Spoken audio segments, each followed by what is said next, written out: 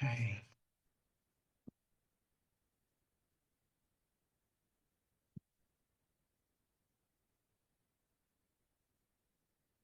All right. Let's give them the invitation to the rest so we can get started.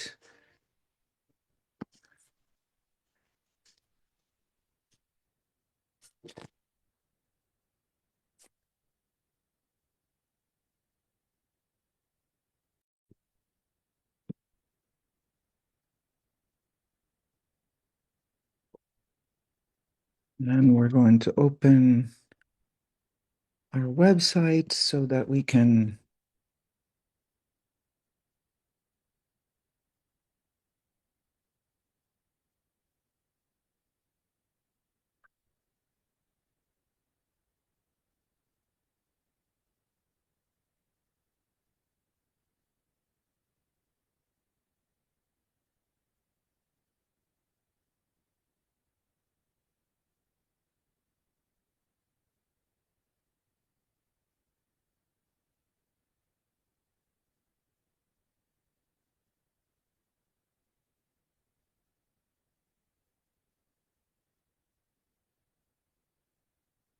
perfect.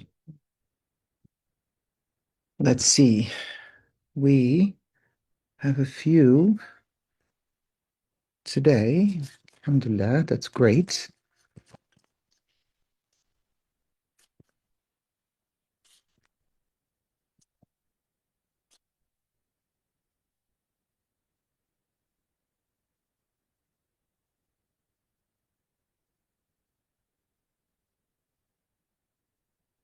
And it is 7 minutes past the hour. I'm going to give a couple more minutes, and in the meantime, I will be welcoming my brothers and sisters here. So good to see everybody. Assalamu alaikum wa rahmatullah.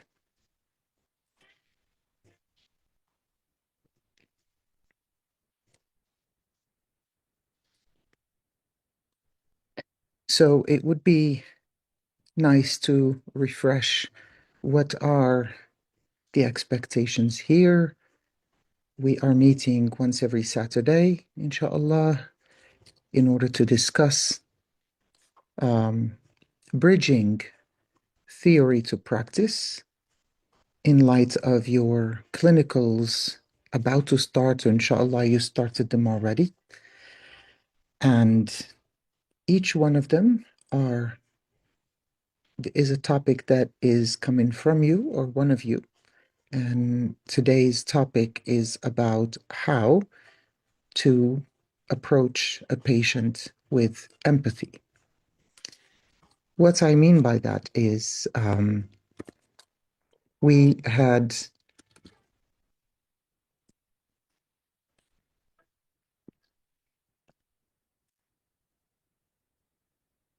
what I mean by that is we had so far a few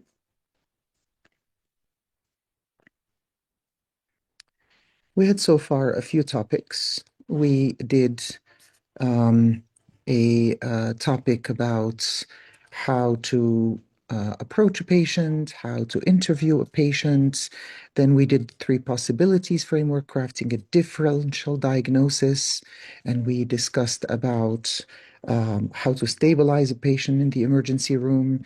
Then after that, we discussed how to document the patient encounter last time, and we had a few examples of how to put together one of the most popular ways of documenting, which is the SOAP note.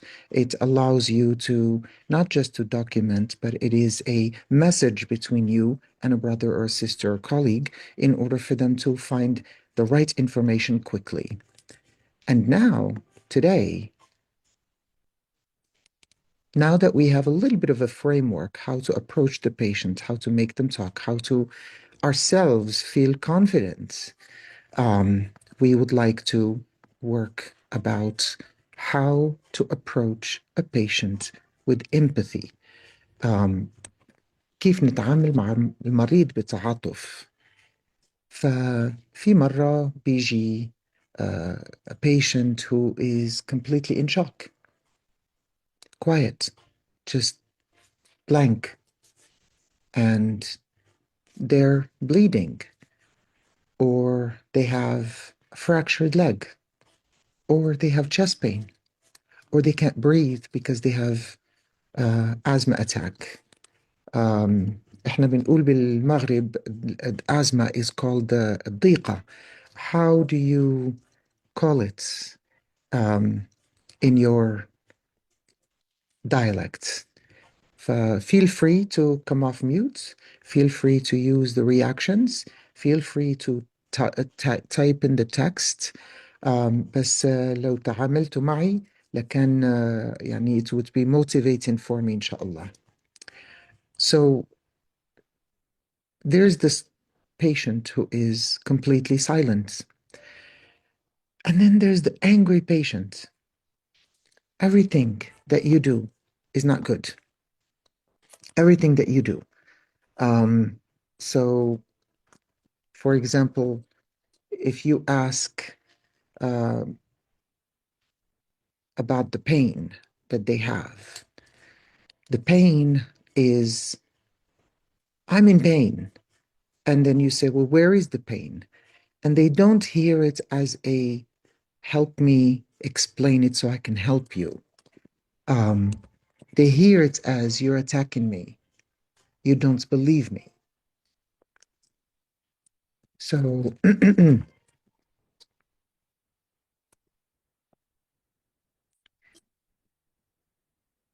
some of you are texting me to see if I can help them get in. So that's why sometimes I stop. Um,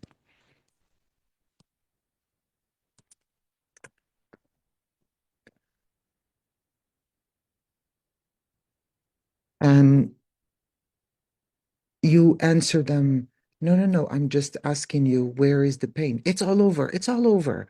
And so, how do you direct someone who is talking all over the place? Um, so, have any of you been in that situation before?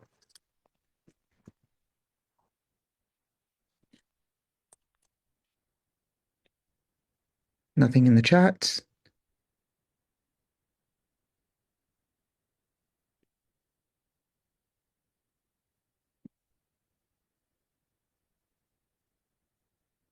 Let's see. We have Mina that's joining us. الربو أو ضيق النفس. Thank you, Rula. Thank you. الربو or أو ضيق النفس. طيب. لو اجى عيان ولا عيانة عم تحكي معها وهي ما بتجاوب. Um, is that something that's okay? I'm glad you are interacting on chat. لو اجى عيان ولا عيانة and they are like this, how would you deal with a silent patient? Can someone share with me a previous experience?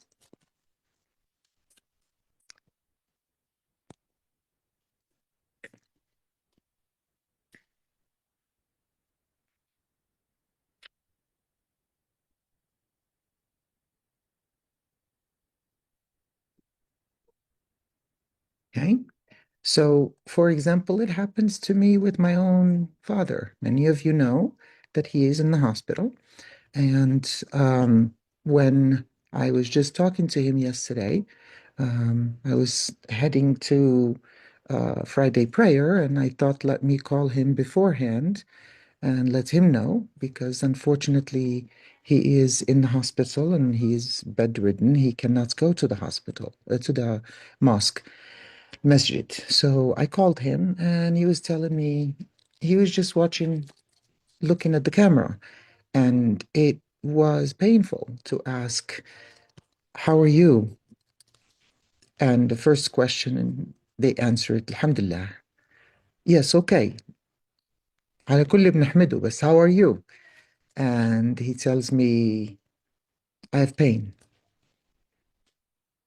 And now what do you do with that? You're like, well, where is the pain? And he knows we've been through this before. But at that moment, he just did not feel like talking because of the pain. So my job at that time is to find a way to extract from him the information while letting him know that I'm there and I believe him. So let me start by giving you something that will probably help. If you are complaining to a friend of yours, if you're complaining to a friend of yours about work, and the friend is just quietly listening, well, that's good. But at the same time, you feel like you want somebody who interacts with you, right? On the other hand, if every single moment your friend keeps interrupting you to ask a clarification and say, well, hold on. Well, you said that your friend did this. Is that the other friend or this friend? Okay, okay, fine, fine. I'll just go quiet. Keep going, keep going. And then 2 seconds later, well, hold on. Was that Tuesday or Wednesday? Well, hold on. Was that? And at some point, it's frustrating. It doesn't feel like it's helpful. Is that correct? Have you guys been in that place before?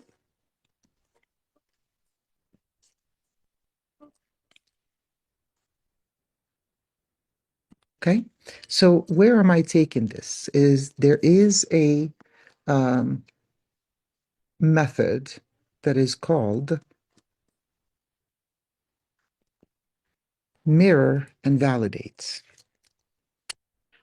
Mirroring and validating means that first and foremost أول شغلة لما يكون في حدا بيقول لك something that is affecting them, what you first do is you have to say, that must be very terrifying. Oh, that sounds painful. Or wow, that much. And then what did you do?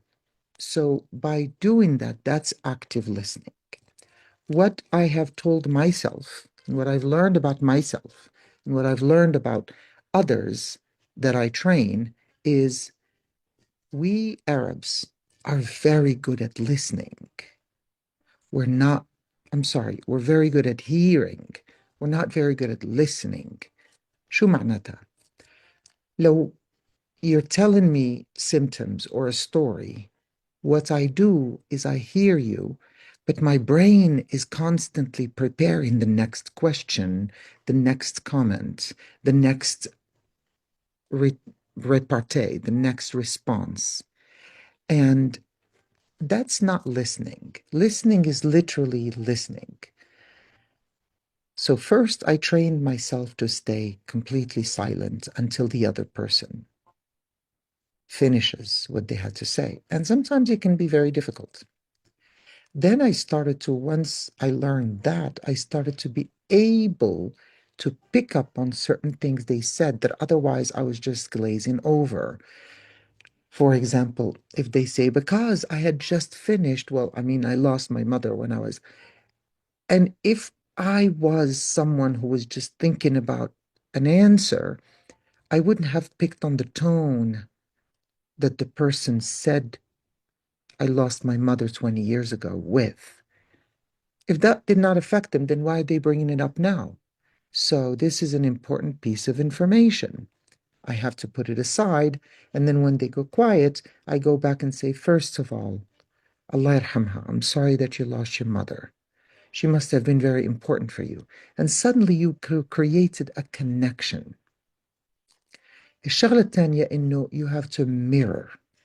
When you want someone to tell you more about something and they say, I'm in pain. You're in pain? Yes, I'm in pain. And that pain comes and goes. In fact, that pain, I don't even know what to do with it. Wow, you don't know what to do with it, huh? All you're doing is taking the words and returning them to the other person. That's called the mirroring. So, mirror and validate are some of the most powerful, compassionate, empathetic ways of listening and being there for the person. Any questions so far? Have you used any of these in the past?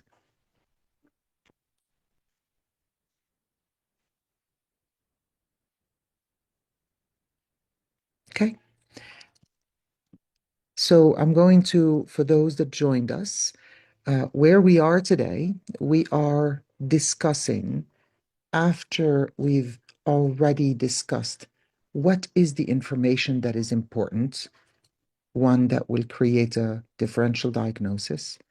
How do you extract that information so that you can put it in a differential diagnosis? So you can start by creating a framework. How to stabilize if it is in an emergency room so that you can have the vital signs and so on, and you buy yourself time to extract more information. How do you document that information that we've had with patients, but that we've so far learned how to handle? And now we came today to how do you interact with the different types of patients, the quiet one, the talkative one, the emotional one, the angry one, in order to extract information, but with kindness and with empathy. And if you wish, you can use the reactions, right? I'm going to share my screen so you can actually see, okay? So here's my screen. So at the bottom here, you can use reactions. For example, this, or you can choose to look for the question mark, or you can choose to say that you loved what you heard. So use reactions or use the chat box right here, زي ما رولا عملت, or you can come off mute and speak to me. I have to share with you that I always look forward to these moments. It is 5 o'clock in the morning.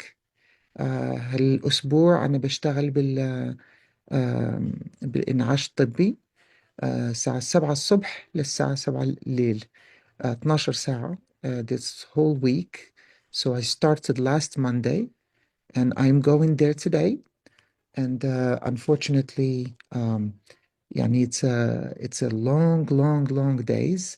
But even then, I woke up early today and I was looking forward to meeting with you and to give you this إن شاء الله يكون لكم بالنفع. So let's put something more visual in front of us. When we are talking about communicating with empathy, everywhere you go, inshallah, if you have the chance to go somewhere else, in order for you to continue your medical studies, what you will see is that we call everything patient-centered. I am a huge advocate for patient-centered. يعني لما بندرب أطباء المستقبل, sometimes what we do is we just keep giving you more information, more scientific information. بس المهم إنه sometimes in our learning and how big this is, we forget that there's a human being in the middle. I will tell you an example. لو رحت على السوشيال ميديا تبعي امبارح something happened إنه my الله يخليك ست ضحى. تستاهلوا كل خير، تستاهلوا كل خير. نحن معكم وربنا يكون معكم والله يكون في عونكم. ف my father is dealing with water in his chest. And we did a procedure where we removed the water. So the lung expanded and he could breathe. Then the fluid came back. And so we did a catheter that we left permanently there. And every day we remove some of the fluid so he can breathe. امبارح قلت للطبيبة لازمنا CT scan آخر to follow up on the previous one and make sure that the lung has reinflated. فقالت لي احنا عملنا له الاكس راي and we see that it is inflated. فقلت لها بس he has pain when he breathes and when they remove the fluid he has this and he has that. If your patient has symptoms and your test does not go with what the patient says, meaning the x-ray looks normal, you have to believe the patient, not the x-ray. So can I please have a CAT scan? So she said yes. Then after an hour الممرض حكى معي بالتليفون and he was telling me, why are we taking him to CAT scan? He's in pain. And I'm like, well, okay, I'm sorry. We need a CAT scan to know why he's in pain. Yeah, but if he's in pain and he's terminal and he's dying, why can't we just give him morphine? يا عمي لا المورفين مش هي الدواء. Morphine is a drug. You just want to drug my father until he's no longer here? No. We need to understand why he's not comfortable so we can make him comfortable. Morphine is one of many things that make somebody comfortable. If I didn't do the first scan, I would not have known about the liquid. I would not have put a catheter that is helping him now. So we need to understand in order for us to help. And this is what I mean by patient-centered, that we're not following always what the system tells us to do without any thinking. So I hope that this helps understand the patient-centered. When we talk about communication with empathy, it's not about what you think you're doing, it's about how it is felt by the patient. So I gave you already two things that would help, and those are mirroring and validating. Let's talk about some more.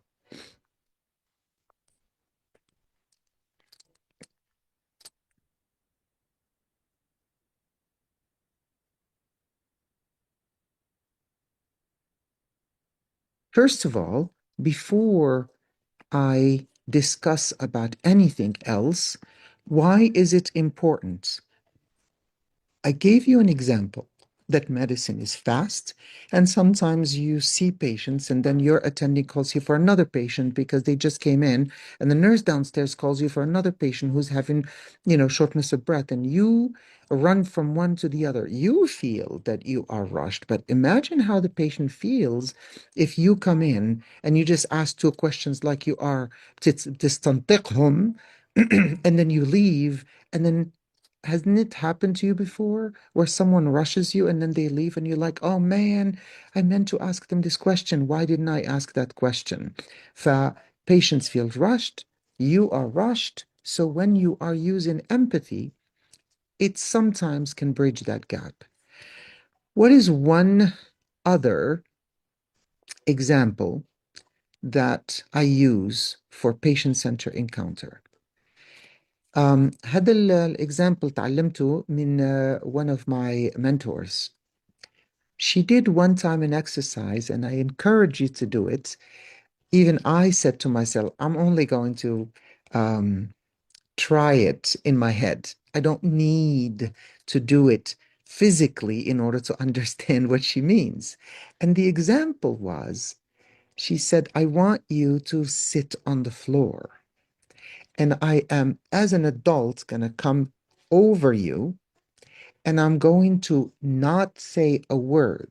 Not one voice is going to come out of me. I'm going to act. حمثل. I'm going to act as if I was speaking, but you'll only see my face. You will not hear my voice. And as soon as she started talking, I was like this and I looked at her above me and her face, because she started to scream, but silently, became very tense. And it looked like she was yelling at me and she was scary. And when we finished, she says, what do you feel? I'm like, I have never experienced this before. She says, you have when you were a child. I said, well, that's true. So if you don't realize it, You have to put yourself in the patient who is in a bed and you're over them and you're speaking to them and you realize that there's noise, their hearing is not the same because they are elderly, and you start to speak, your face becomes grimaced and you start to become aggressive without knowing. نيتكم حسنة, بس the action is different. So what I started to do, I will pull up a chair or sit at the edge of the bed or even on the floor. Believe me, putting my knees on the floor does not take away doctor from me. Nobody lacks respect for me because I sat on the floor to speak to the patient. But at least my eye is at the level of the patient eye. And if I want to speak and my patient can't hear me, I come close to their ear to speak and then I pull away to see their answer. And I do that multiple times. That helps me remain calm and um, my voice is heard without appearing aggressive and over and rushed and everything else. That helps the patient feels close. Now, there is one thing that I will tell you uh, from my perspective. I always have something in my pocket because if I'm going to come close to the patient's ear, I want to make sure that my breath is not bad. بس على الأقل, the person who listens to you is going to hear you in a much better way. So we talked about mirror and validate. We talked about the body language, how if you are at the level of the patient, how if you come closer to speak to them. What it what it means is it's patient-centered, means you understand the patient agenda before you bring yours.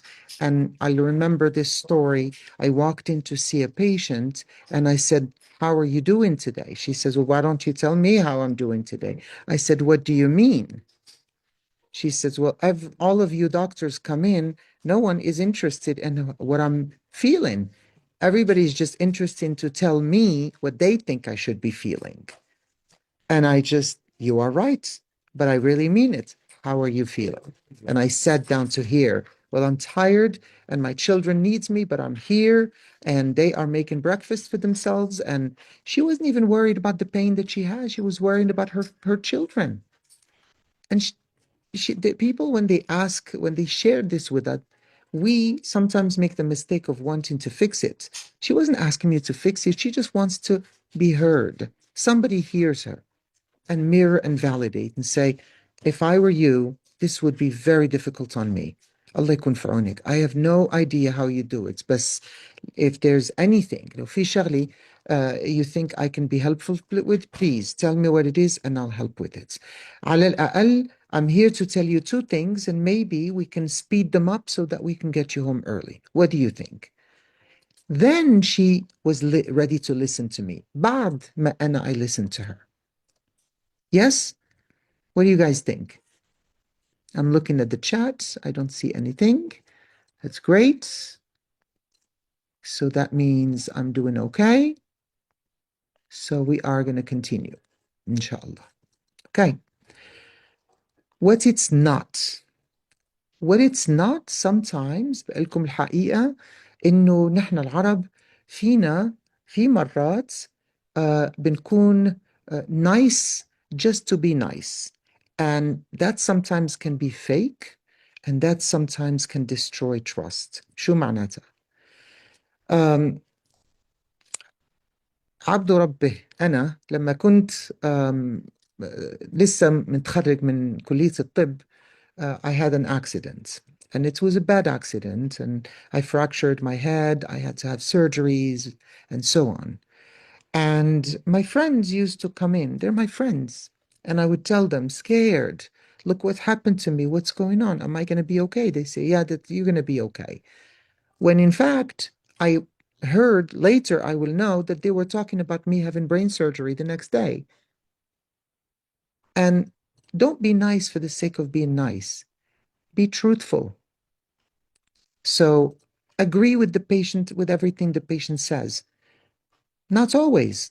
I sometimes say, I hear what you're saying, and to share with you that I heard you, what you heard me say is that inshallah with the surgery, all of the cancer will be gone and you're going to be back to being yourself.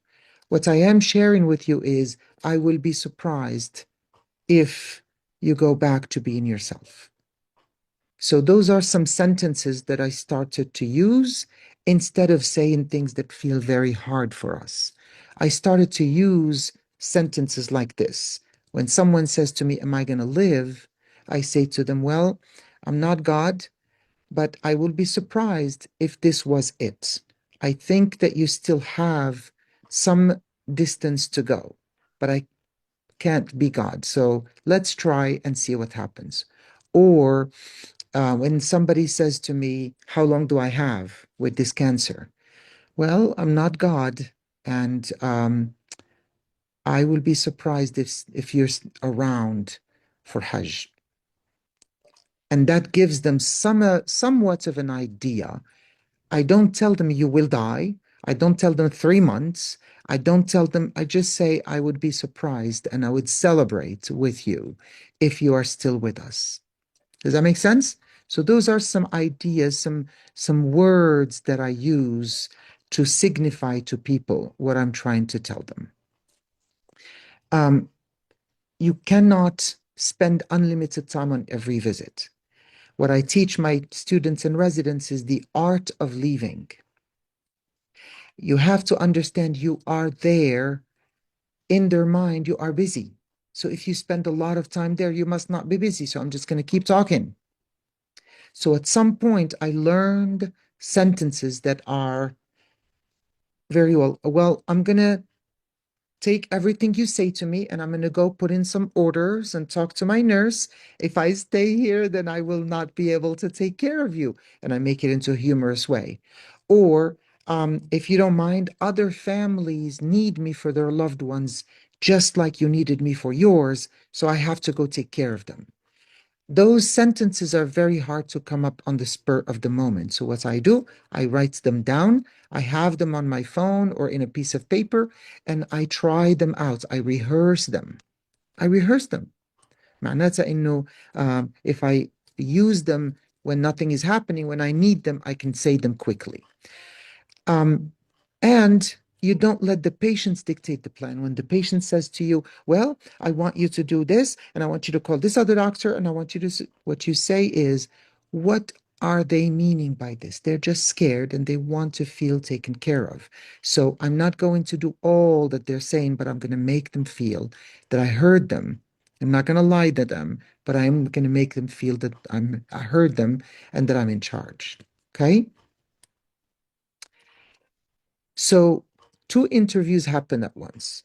You interview the disease, you interview the illness. The disease is the biomedical model you learned at school, the symptoms, the severity, the test, the physical findings.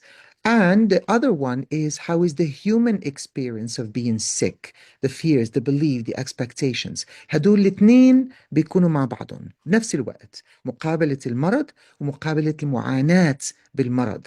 إذا ضاعت واحدة منهم الرعاية بتتأثر. So عنا disease interview is what is wrong, the onset, the duration, the associated symptoms, the aggravating and relieving factors, the previous workups and treatment. And what about the experience? What scares them the most? How it affects their life? What they think is causing it? What they hope? How they hope they will do? الخوف, القناعات تبعهم, التوقعات اللي عندهم. ف they go hand in hand when you ask your patients. And التعاطف هي بدها أداة تشخيص. فمعناتها إنه the empathy is diagnostic. The patients communicate distress in many forms: anger, silence, repeated visits, non-adherence to treatments. If somebody's non-adherent to treatment, you can't just tell them you ought to. We are not parents, they're adults. What you have to is find out, is it a systems issue? Is it GI symptoms? Are they having stomach pains? Do they forget because they are not taking care of themselves because they have a child that is sicker than them? Do they have no transportation to go get them that medication? So when you are empathetic, you go from behind your prejudice and your judgment, and you start to say, what am I missing? Am I making sense? Okay. So these are not personality problems. These are clinical signals. And هي إشارات سريرية. You have to respond to it with curiosity rather than frustration. There is a framework, إطار, فيه بيتسمى the first 5 minutes. The first 5 minutes of an encounter are important for everything. شو معناتها؟ معناتها إنه as someone, especially in the hospital, as someone who is going to see your patient, sometimes your patient is going to die if you don't do something. Sometimes they are in pain. They will be suffering if you don't do something, right? And so to them, you are carrying hope. But hope and trust are not the same thing. Just because I hope you will help me doesn't mean I trust you. So how do I earn trust in a few minutes? Believe me, it's not that hard. You trust someone who you feel is there for you. You do not trust someone who you feel is rushing you just to get the bed ready for someone else. So you have to remove from them the conspiracy that you are there just to get rid of them, right? So that's what I mean. Um, I just saw a message. I'm sorry, Rola. What do you think? How can we effectively improve our listening skills? For bad luck, I'm a bad listener. We'll join the crowd. We are all bad listeners, and appreciate the effort. Absolutely. Absolutely. تستاهلوا. ف how do you improve your empathy and your listening, mirroring and validating, not listening with your mind rushing to what is the next question or how can I, or بنعمل حاجة تانية sometimes وهي إنه you tell me that you had appendicitis, and as soon as you say it to me, I say to you, oh, I had that too. And next thing you know, I start to tell you, في نيتي نوايتي إنه إلك أن إنه بفهم عليكي، حاسس بيكي إنه أنا كان عندي appendicitis as well. هذه النية. بس how it comes across is I'm trying to compete with you for empathy. I'm going to try to one up you. I'm going to tell you this is what I felt. So that's how you must feel too. So you can tell your experience to the patient, بس بعد ما يقولوا لك their own experience, and all you have to say is, I had that too. If they want to know, they will ask you. If they don't, they'll receive the message you had it too, so you must understand. You don't need to over-explain. So هدول كلهم they are how can I say ways by which we miss the empathy. For the first minute, شو معناته الفirst minute? There is no second chance in making a first impression. خليني أقولها مرة تانية. There is no second chance in making a first impression. How do you have the first impression is very important. Most clinicians interrupt early. These are studied. Studies show that the physicians interrupt patients after an average of 11 to 23 seconds. سمعتوها؟ Between 11 to 23 seconds يا عمي لساته دقيقة واحدة ما خليتيش يكمل his or her sentence. Hold your horses. I think they deserve our attention. وهدول الأرقام, they have been studied and timed. This is not somebody's opinion. Then the second one is they usually, patients finish quickly if they are allowed, the majority of them. The best opening, أول شغلة بس تبدي فيها, what brings you in today? I usually say, I'm listening. It's usually an open-ended question. And once you say it, you see the reaction of the patient. If the patient starts to speak a lot, then you know you have to switch to close-ended questions. If the patient is not speaking almost at all, you have to stay with open-ended questions that invite more. And then you go into what brings you in today, and you go silent. Resist the urge.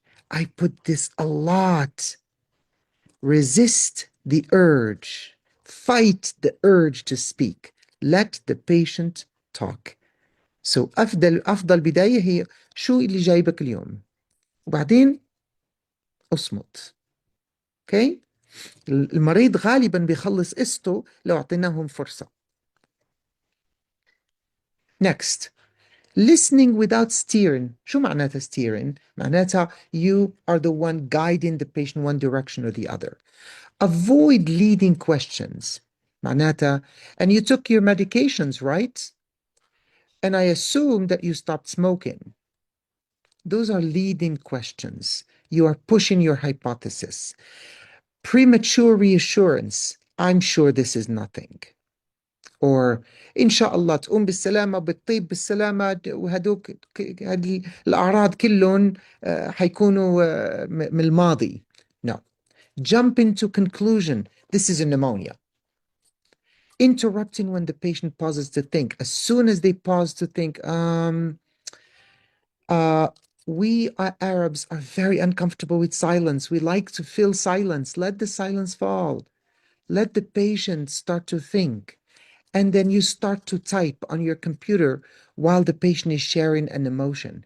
When somebody is sharing an emotion, stop typing. Look at them dead in the eye, or grab their hand, or put your hand on their knee. I have to share with you, Allah يكون في عونكم. When you are in a state of constantly on guard, somebody's going to come from the corner, and it might not be a person بنية خالصة.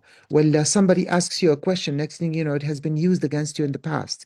ولا you were sleeping and you woke up with the sound of an explosion. ولا whatever that might be. You're constantly on a state of on guard. So your patience even more. For when you reach out to touch the patient, know that even though you are as well from their people, as well sharing their experience, pay attention to a traumatized personality.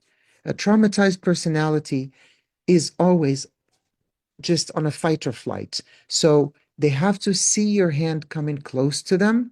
You have to study the energy. And if you feel that they're kind of backing up, that's okay. You can put your hand on their hand because they control their hand. You can put your hand on their knee or on a shoulder. For the most part, those are things that feel a bit safe. If you are, even if you are a woman trying to put her hand on another woman, still these rules apply in a trauma-informed place. Can you share with me your experiences as well? Because I can only learn from what I've been through, but I could use your experiences. Have you tried to put your hand on somebody's hand or on their shoulder? Is that accepted there? How is that received? What do you guys think?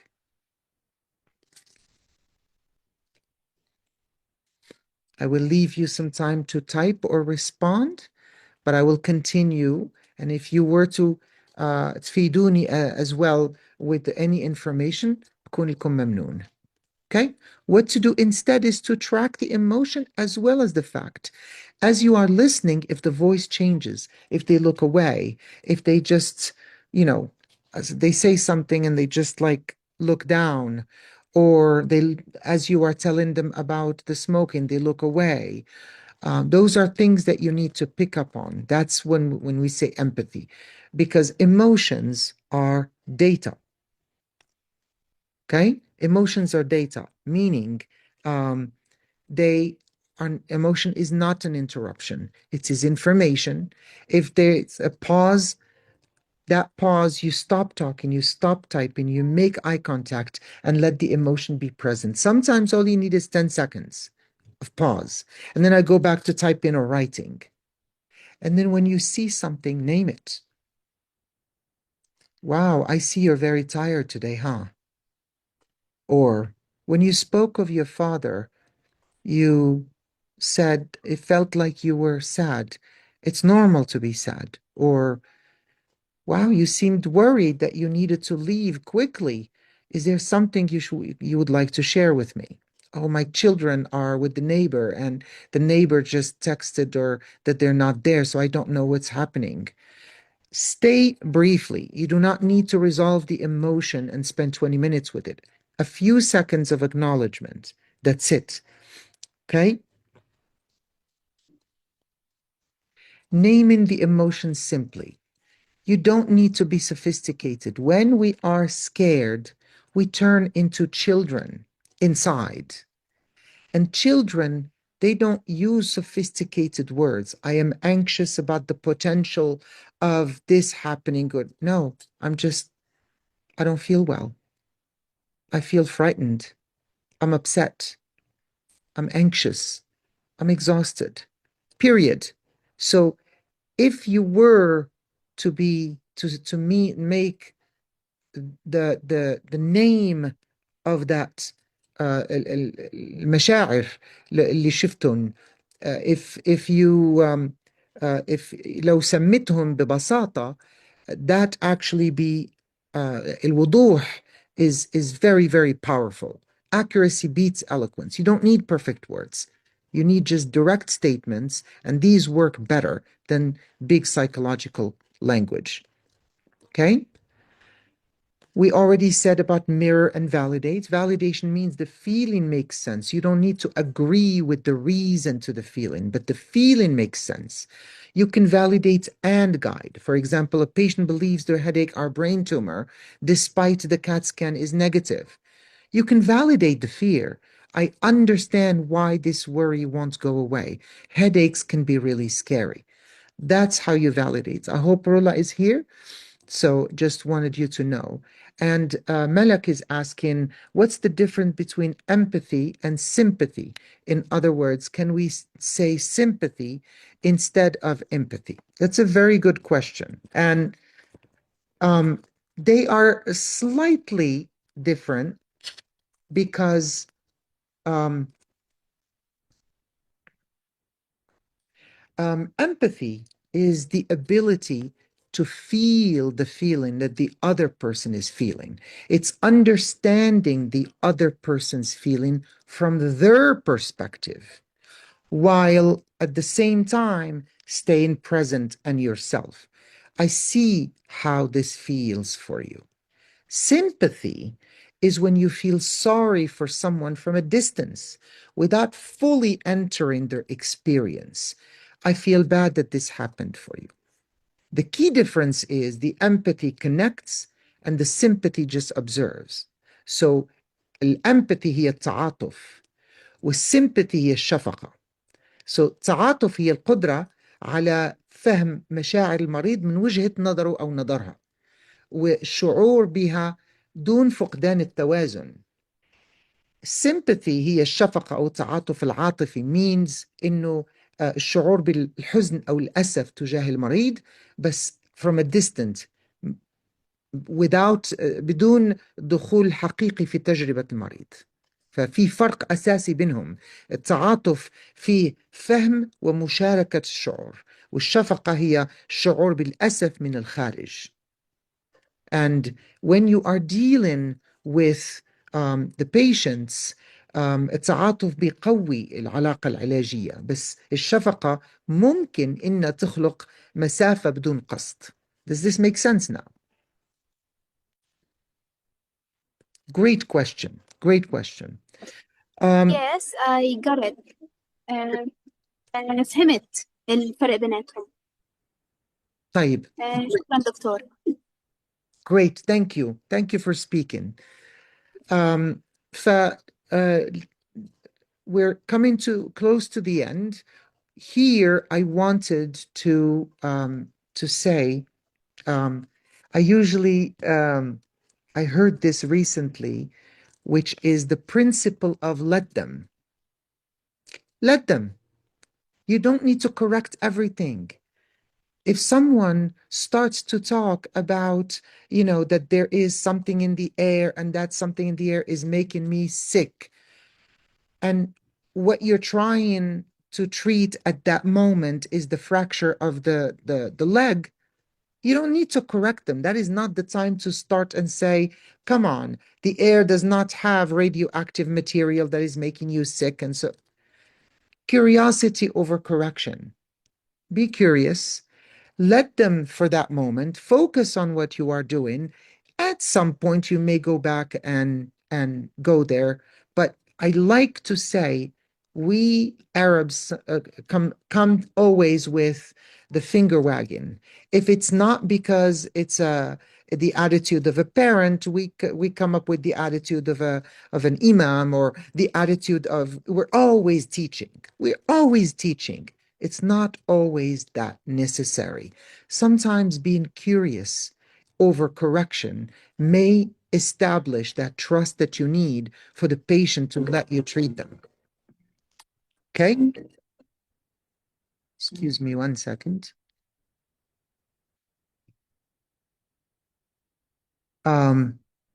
So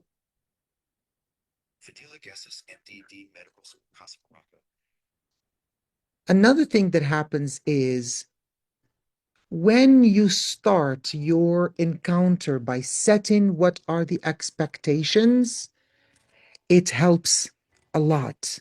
Means it makes the other person know that you're not going to fix everything. For example, لما يكونوا عندي بالإنعاش الطبي and I tell them it's time to leave the ICU, I learned that I have to set the expectation at that time, which is you are leaving the ICU because you are no longer in need of intensive care. It's not that we believe you are cured. We are going to continue the plan that we talked about, but outside the ICU. 9 times out of 10, it brings the tension down. Okay? So, how do you do that in the first encounter? You say to someone, what are you hoping we can help with today? This simple question make them feel like, well, I'm hoping that you can fix me. Okay, well, I can try to do the workup to understand your knee pain, but I cannot fix you because you have diabetes, you have the heart, you have this, you have that. So you bring the expectations. Why? Because conflict and anger from patients always comes from unmet expectations. And then you say, well, that's unfair. I never said that. Does it matter? That's what they understood. It's our job to set the expectation. Another thing that I do always لما بيجوا عندي طلبة الطب ولا the residents, they're going to start with me on a Monday. Guess what I do? I sit with them and I set the expectations.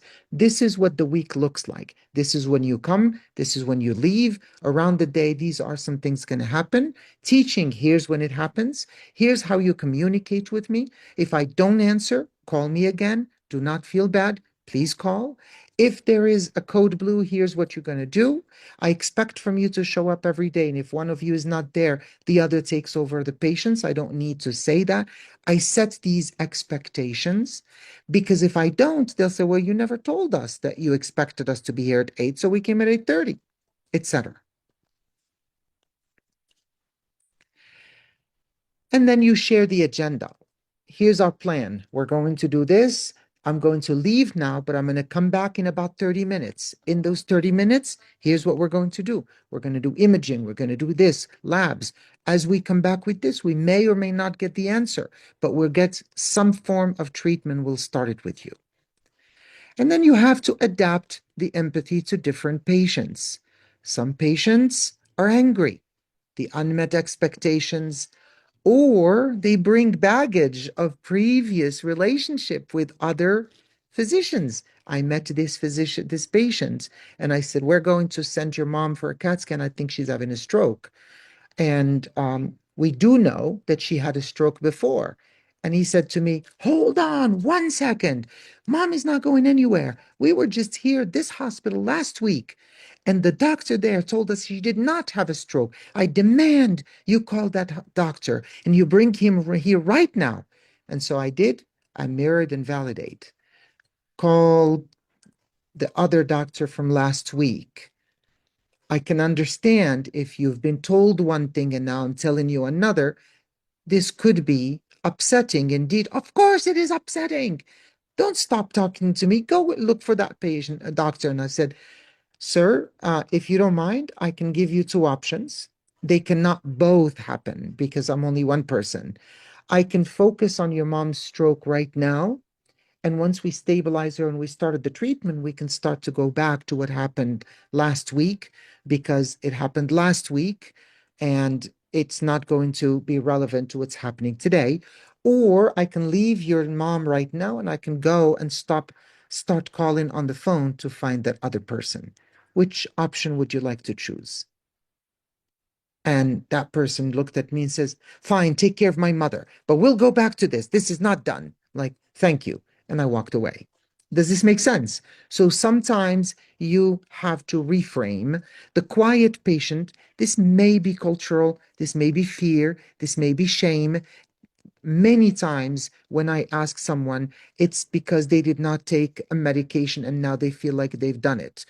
Or when I ask a family and the person is on the ventilator and sedated, there's somewhere where they feel like if they brought them early, that their loved one would not be this bad. So sometimes they're quiet because of fear or shame.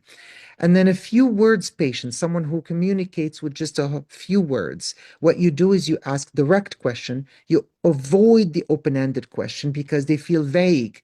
That's usually someone who's precise. They don't like to not understand. A depressed patient, you know, the best cure, the best cure to depression or discouragement is hope. So, not false hope, but hope. Hope that help is here. Hope that someone is finally paying attention. Hope that something may be done. And many times, patients' families will tell me, "We know that القدر بإيد Allah. But what we want to know is that someone cared." And that's all people want. The talkative patient, they're either lonely or anxious or both. So you need to provide structure for the kind of person. Here's how I'm going to do. I'm going to ask you for this. Within the next 15 minutes, I'm going to finish and go do this. I'm going to be away for about 30 minutes and then I'm going to come back. Try to respect the 30 minutes. If I don't know if I'm going to come back to 30 minutes, I do say 30 minutes, but I literally say, "Please, I'm a doctor and there's lots of emergencies. 30 minutes is not an appointment. It's guidance, but I will try to stick to it as much as possible." And when I come back, and if I'm late, I say, "I apologize. This was not out of disrespect to your time, but now you have my attention. I'm listening." And you start there. I hope that makes sense. I hope it gives you some sentences to use. And then your empathy is sometimes completely denied if you are under time pressure. So even if I have 4 minutes, I use 1 minute to pull up a chair, I use 2 minutes to speak, and I use the last minute to say goodbye.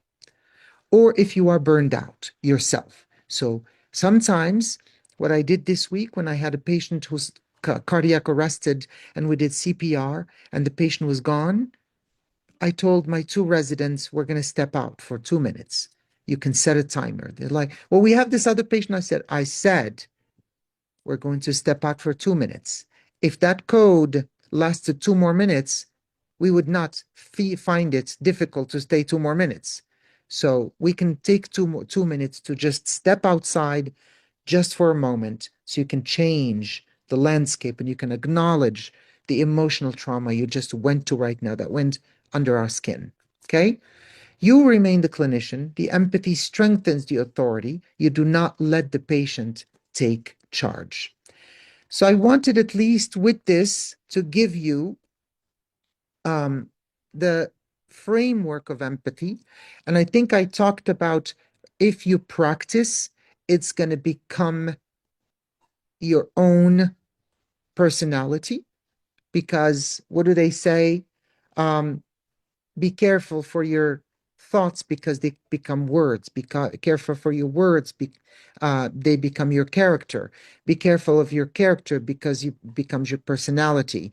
And be careful of your personality because it becomes your destiny. So um, the anything that you do repeatedly starts to embed within you. And frankly, at the end of the day, the patients will forget what we said. They will forget what we do, but they'll never forget how we made them feel. If the patient feels safe, that memory shapes everything that follows.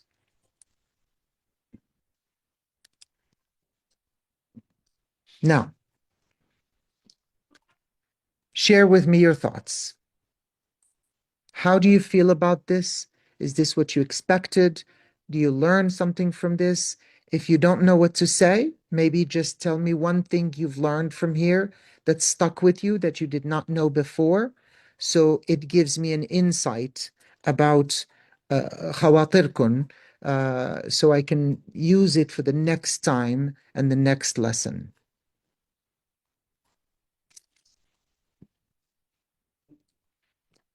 Let's see, we have been joined by others.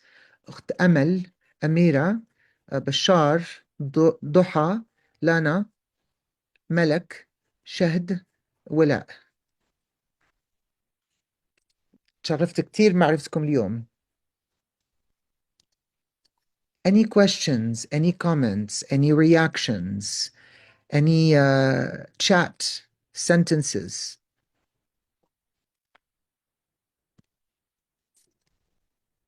I'm going to give myself props. Thumbs up. Party. Balloons. Until I hear from somebody. Amira, Allah يخليكي. Tell me something or type up something that you've heard today. Not as a quiz ولا امتحان. Just tell me what you've learned today. ملك, ربنا يخليكي كمان. ولاء, tell me one thing that you've learned today that stuck with you, or something you saw before, or an example you've been part of. لأنه the reason why I kind of know some of what happened there is because other students like yourselves shared their stories with me and shared their present and their circumstances with me.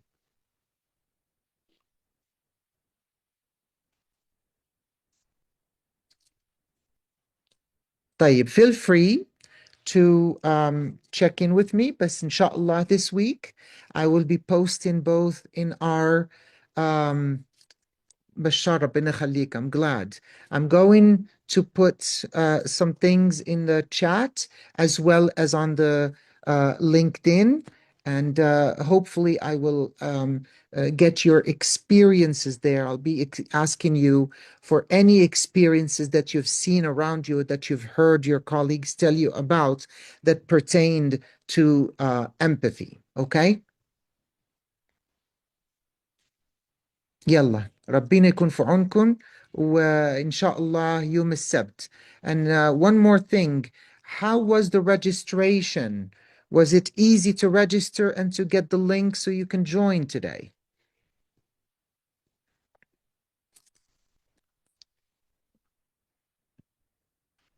And for those of you who do not know, I actually have a LinkedIn page made for you.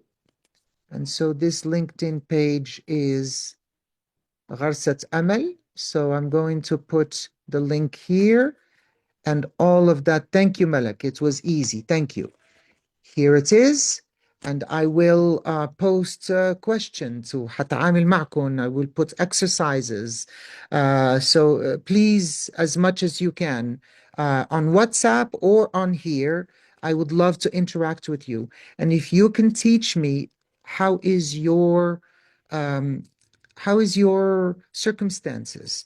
If you can tell me when you send me a message where you are, or even send me a picture of the hospital or the emergency room or the ward that you start at, or a neighborhood you are in. It just gives me a visual so I get to learn about you. وإن شاء الله إن شاء الله الله يفرج عليكم والله يرحم شهداء المسلمين. يلا take care. سلام عليكم.